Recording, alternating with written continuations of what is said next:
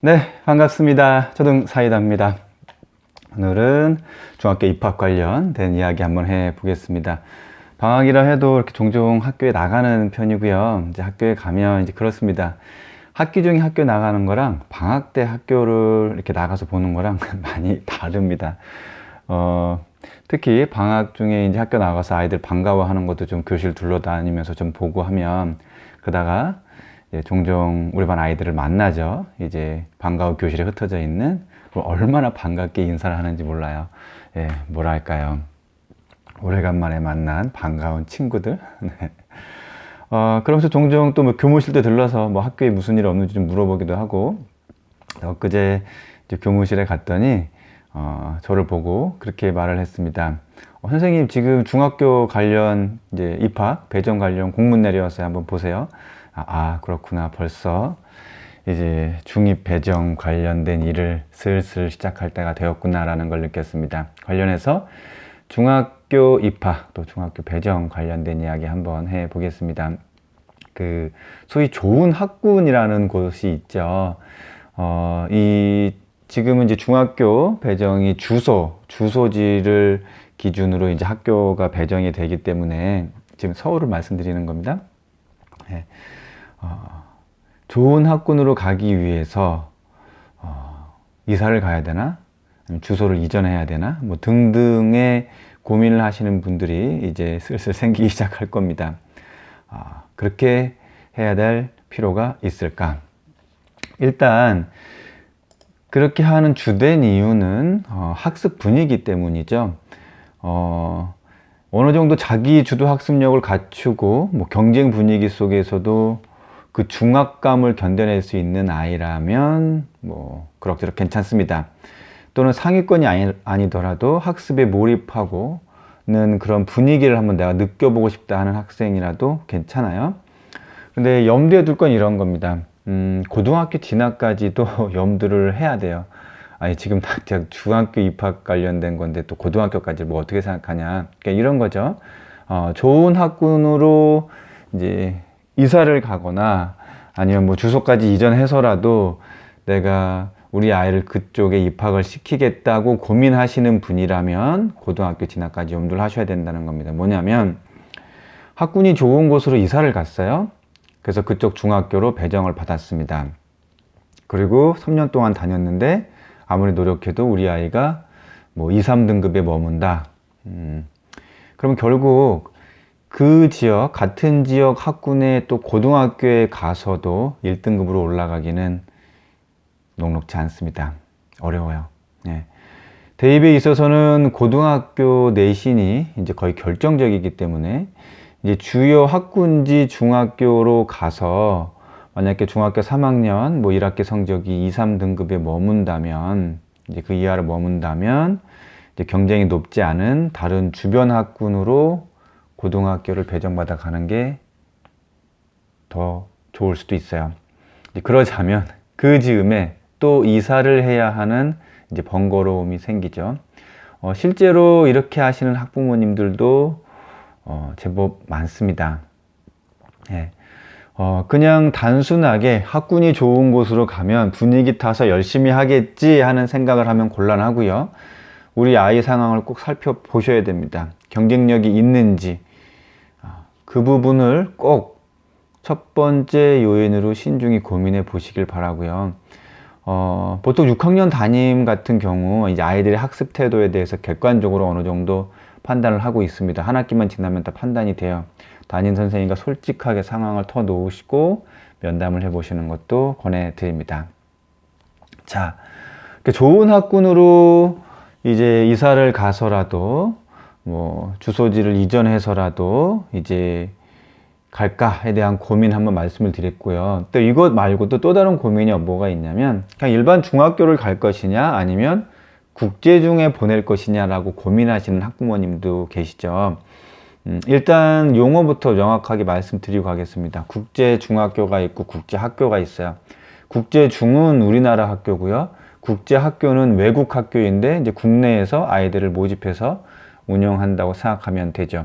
뭐 국제중이든 국제학교든 이것도 고등학교를 염두에 두셔야 돼요. 한번 그 시스템이 발을 들여놓으면 적어도 고등학교까지는 같은 계열이나 방향으로 간다고 생각하고 선택하는 것이 좋습니다. 이제 국제중이나 국제학교에 진학을 했다가 뭐 성적이 좋지 않거나 또는 뭐 경제적인 이유로 일반고로 전환했을 때 아이 입장에서는 초기 환경 적응이 쉽지 않을 수 있어요. 물론 아이들 이제 개인별로 다를 수는 있겠지만 그런 부분 염두에 두셔야 되고요.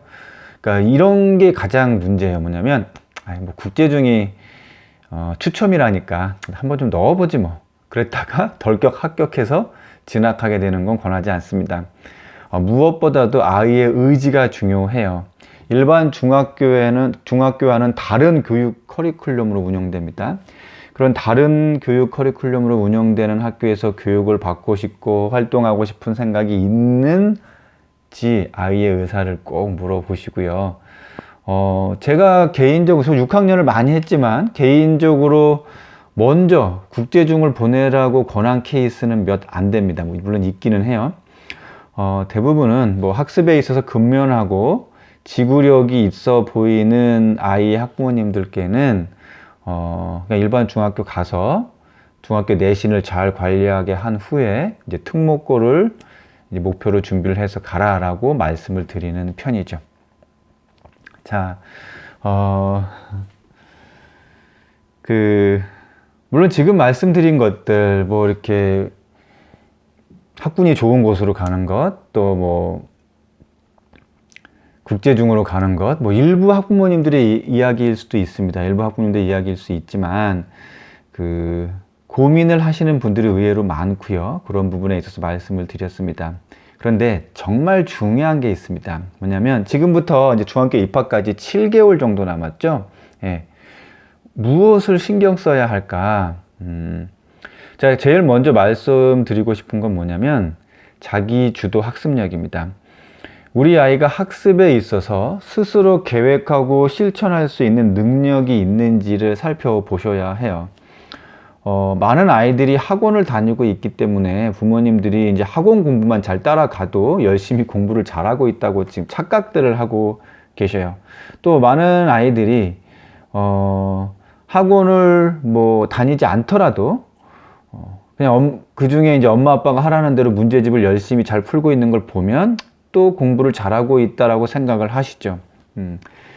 뭐 이 두 가지 사례 모두 뭐 초등 때는 통할지 몰라도 이제 중등에 들어가면 이게 뭐 학원이든 집에서 보호자가 가르쳐 주든 이렇게 타인이 이끌어가는 대로 학습하는 것으로는 이제 차이가 드러나기 시작합니다. 중요한 건 거기서 이렇게 격차는 내가 주도적으로 공부하는 학습력이 있느냐 없느냐로 진짜 진검승부가 이제 벌어지기 시작하죠. 그럼 자기 주도 학습력을 지금 중학교 입학 전 남은 7개월 동안 어떻게 키울 수 있을까? 일단 한 가지만이라도 실천을 했으면 좋겠습니다. 뭐냐면 자기 주도적으로 학습하는 아이들은 대부분 학습용 다이어리를 활용합니다. 보통 남학생들보다 여학생들이 더 잘 이용하는 모습을 보이고요. 다이어리를 활용하면 이 공부 계획을 세우는 데 도움을 받을 수 있죠. 처음 다이어리를 사용하는 자녀에게 일단 일주일 분량의 학습해야 할 것들을 그냥 빈 노트에 그냥 생각나는 대로 적어보게 합니다.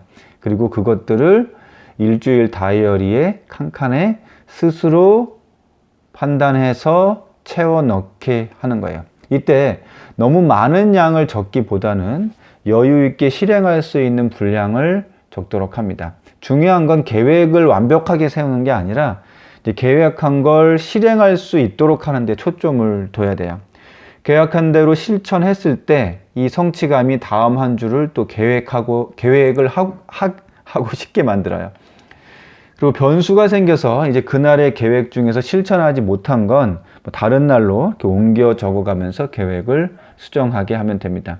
이런 과정을 중학교 올라가기 전까지 지금부터 이제 꾸준히 실천하는 것만으로도 훌륭한 자기 주도 학습력을 갖추게 합니다. 그럼 선생님, 다이어리를 활용한 공부 계획 방법, 뭐 꼭 지금 6학년 때 돼서 가르칠 필요가 있나요? 그 전에 막 3학년부터 이렇게 해야 되는 거 아닌가요? 제가 아이들을 많이 봤는데요. 이게 4학년 정도부터도 다이어리를 활용하는 아이들이 보이기는 해요. 근데 정말 드뭅니다. 드물게 보이긴 해요. 이 6학년 이전에 다이어리를 활용하도록 하는 게 생각보다 어렵습니다. 특히 남학생들의 경우는 더 어렵고요. 그나마 이게 표하고 그래프 관련된 것들을 수학 시간에 어느 정도 다 배우고 난 6학년 2학기쯤이 돼야 이제 보이지 않는 학습량을 이제 구체화 시켜서 표같이 생긴 다이어리 안에 조금씩 채워 넣을 수 있는 어떤 바탕이 마련이 돼요. 욕심내서 너무 일찍 막 3, 4학년부터 다이어리 활용을 가르치려다가 오히려 아이들이 질에 포기하게 되는 경우가 있으니까요. 서두르시기보다 남은 7개월 동안 지금부터라도 적은 양의 공부 분량이라도 다이어리에 계획하고 실천하는 걸 하나씩 실행해 보시는 걸 권합니다. 자, 지금까지는 이제 학습 관련된 것들을 주로 말씀을 드렸죠. 어떻게 보면 삶에 있어서 더 중요한 문제가 있습니다. 뭐냐면 진로입니다. 진로. 6학년 2학기는 진로에 대한 구체적 대화가 자주 있는 것이 좋아요. 많은 경우 이렇게 진로를 뭐 고등학생 때 이제 대학교 입학하기 직전에 이제 진지하게 이제 고민하고 결정을 하죠. 실질적으로는 대학에 입학할 때가 아니고요. 고등학교를 진학하면서 대부분 큰 틀이 정해집니다. 이런 거죠. 일반고를 갈지, 특성화고를 갈지, 특목고를 갈지 등등을 정하면서 이미 큰 틀이 나누어져요. 그걸 정하면 그 뒤부터 방향 전환이 어렵습니다. 근데 고등학교 3년 동안 같은 방향으로 가죠. 그 중요한 결정을 언제 내리냐면 중학교 시기에 내리게 돼요. 그리고 많은 경우 이제 학교 성적에 따라서 진로를 결정해 버리죠. 중학교 때. 그래서 중학교 입학 전에 어느 정도 큰 방향을 정해 놓아야 중학교에 진학해서도 뚜렷한 목표를 가지고 준비를 슬슬 하기 시작하게 됩니다. 사실은 본격적으로 해야 되고요. 이제 그렇지 않으면 중2 정도 지난 후에 이제 학교 성적 나온 뒤에는 정할 수 있는 진로의 폭이 좁아져요. 자, 그럼 진로에 대한 이야기를 앞으로 어떻게 하면 되는가? 일단 인터넷에 그 커리어넷이라고 검색을 하시면 커리어넷입니다. 교육부에서 지원하는 진로 검사를 무료로 받아볼 수 있어요. 초등학교 5, 6학년용으로 받을 수 있고요. 뭐 중학생이나 고등학생용도 제공하고 있습니다. 이제 5, 6학년 아이라면 그걸 통해서 진로 검사를 받을 수 있어요. 여기서 진로 검사를 받아보고 그 관련 결과를 놓고 이야기를 출발하시는 걸 권해드립니다. 그냥 막연하게 꿈이 뭐니?부터 하면 이게 막연하면서도 또 너무 구체적이고 한정적인 사례부터 들어가게 되고요. 이 초등 6학년의 진로 탐색은 직업을 고르는 게 아닙니다. 자신의 성향, 관심도를 가지고 어느 방향으로 갈지 정도를 그래도 객관화시키는 작업을 진행한다라고 생각하시면 돼요. 그 방향을 인지한 후에 중학교에 입학하고 나면 뭐 관련된 동아리 활동, 진로 탐색 활동 등을 통해서 이걸 이게 맞구나 하고 내실화 할 수도 있고요.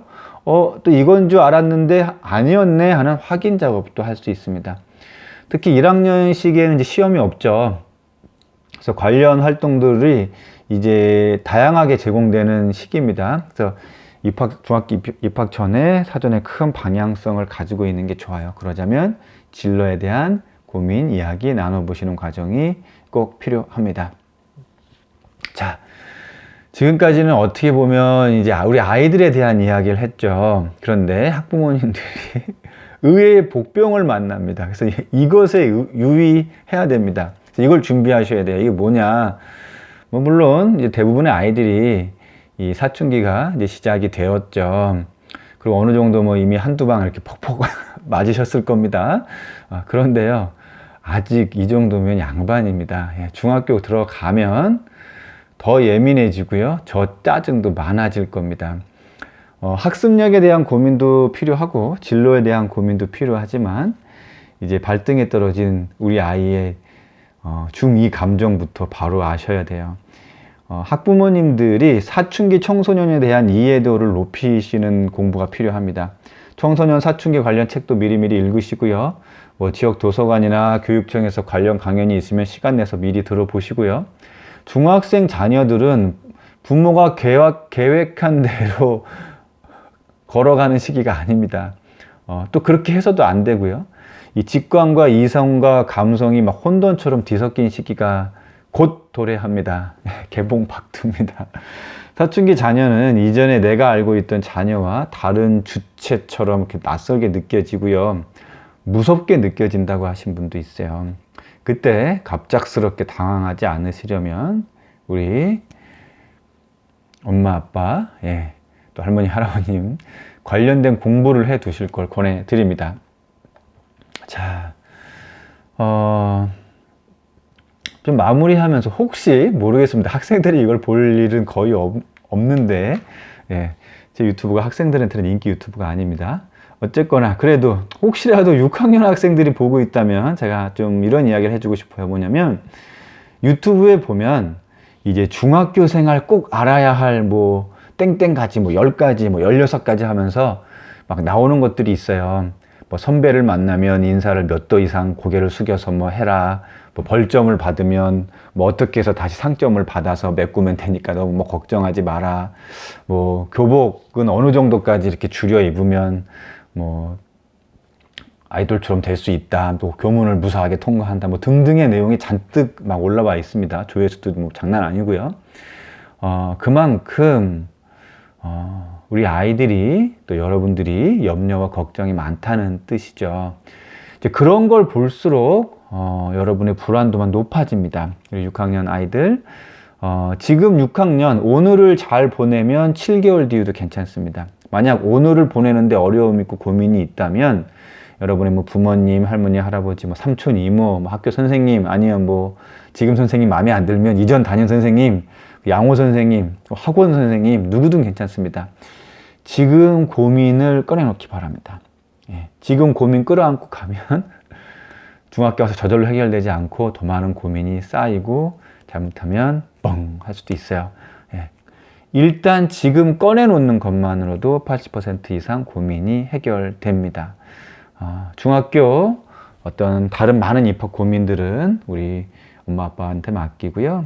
6학년 아이들은 지금 현재 꼭 몰입하기 바랍니다.